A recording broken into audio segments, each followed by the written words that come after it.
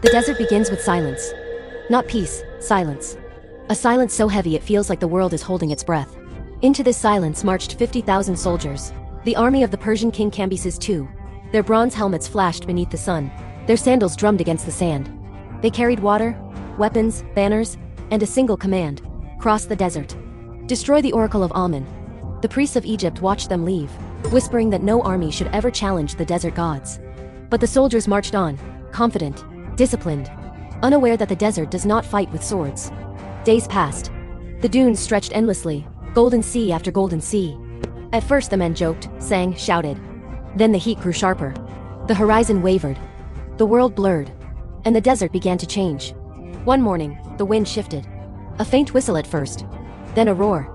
The sky turned the color of bronze. Sand rose like smoke from the ground. And the Khamsin, the desert storm, arrived. It came without warning. A wall of wind. A living tide of sand. Tents ripped from the earth. Camels screamed. The air turned solid with dust, so thick a man couldn't see his own hands.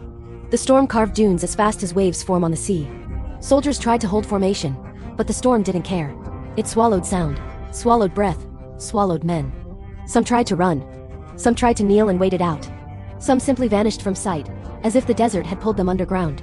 Hours later the storm ended. But the army was gone. No battlefield. No wreckage.